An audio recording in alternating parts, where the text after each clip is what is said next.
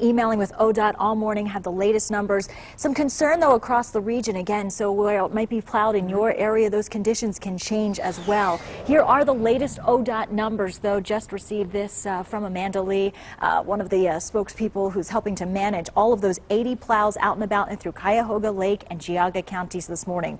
40,000 tons of salt available for those three counties. Crews now working 12-hour shifts. They began at midnight overnight. The problem is not necessarily the plowing. First of all, Christine mentioned you had that rain yesterday, so that's creating already a slick surface top layer on those roadways, and then the snow drifts falling back on these roadways. So ODOT having to work feverishly not only to keep up with the falling snow, but then that of the drifting snow as well. So we will continue to follow this as our major story this morning as that snow continues to fall and then perhaps blow throughout the day. Outside, let's take you to some live pictures this morning. This is what it's looking like I-480 at State Road. You can see the roadways still covered in a bit of snow there. It is slick across the board. 90, you can see those headlights reflecting off the top surface where that roadway is still wet. ODOT saying slushy conditions reported by those plow drivers. Across the shoreway as well, some of that water blowing up, making it especially treacherous. That's according to some of our Twitter followers. So continuing to keep you up to date on all this wet weather. Back to the desk.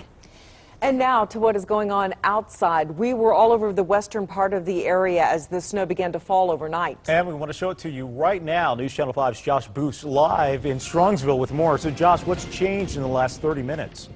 Well, I'll tell you what, traffic's still going slow here in Strongsville. Mike and Macy, I want to show you what it looks like on the roads right now if you're heading out to your morning commute in just a little bit. Obviously, that snow, some of it's still blowing onto the roadways, at least here. That's a major problem as ODOT continues to tackle the roads this morning, as Alicia mentioned. But take a look at some of those shiny spots on the road. Beneath the snow, that's when we're seeing that ice, a layer of ice in some cases, so you definitely have to be careful this morning.